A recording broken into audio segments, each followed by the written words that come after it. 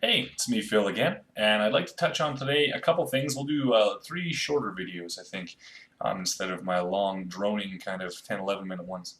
Three brief videos touching on three different aspects of stress that you'll find when you're approaching weight loss, whether it's by yourself or with a friend or a partner. Um, Important things to keep in mind before you start out, while you're doing them, and maybe some coping mechanisms for them. Not everybody's going to experience everything exactly, but these are some really common things that I see a lot in people, ex-clients that I've had, family and friends, that kind of idea. And I think it's just some good communal knowledge we can probably pull together. So the first one we're going to talk about is financial stress. So joining a gym may be something you're not quite ready for financially. It's not super expensive in retrospect to a lot of things, but it can be more than people want to pay. You're looking at maybe anywhere between 30 for a cheap place like a rec center, to 50, 60, even 70 for a higher end location, and it's usually billed by monthly, I think, nowadays. Rec centers again are always going to be cheaper. If you're getting into something like lessons that are a little more specialized for sports or something like that, sport like squash, racquetball, yoga, I started doing recently, and it can add up. Usually, there's a free trial for the first bit, to get you interested, and then they ramp up the price quite a bit. It is fairly specialized though, and you do get a lot of results out of it, but it can add up very quickly.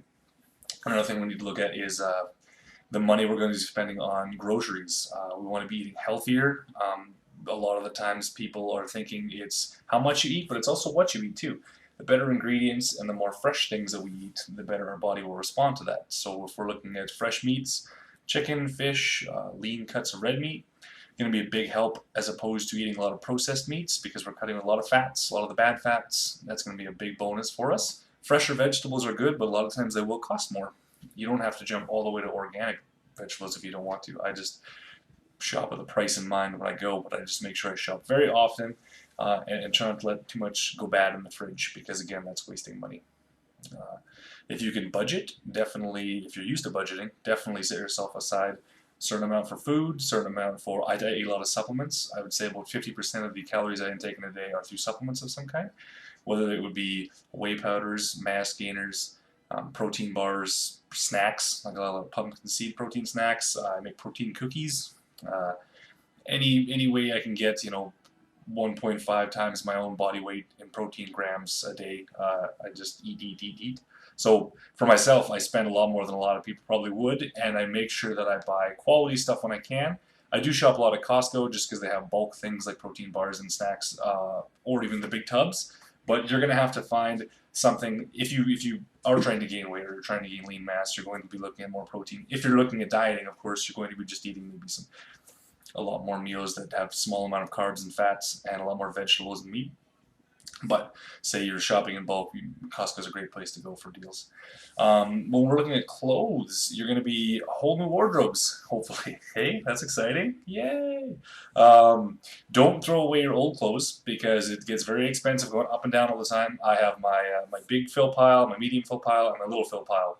And as I go up and down and fluctuate my weight and my size, just I open up one drawer and I wear that for a couple months, and then I shrink down to the next one, down to the next one. So never throw anything out because it gets really expensive buying clothes. It is exciting because you get to appreciate all the work you've been doing, but let's keep it within reason and don't blow out your bank account. So if you are in a partnership, make sure that you are spending, smartly, and make sure you're talking to your spouse about where the money's going. If they're sharing your journey or your weight loss experience with you, then by all means that's great because then you can cook together, you guys can shop together, you can share supplements if you're using them. That takes a lot of the strain out of it, a lot of the question kind of thing, and you don't have to wonder where all the money's going. Personal training is another big thing. I had personal training when I first started. I wouldn't say you need it per se. You might be able to go with a friend. You might be able to go with somebody to a YMCA, and they might have some free classes or something like that. I'm not as familiar with those, unfortunately.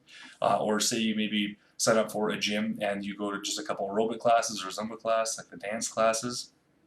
Great sources of exercise and knowledge from people in those ones just by talking to people.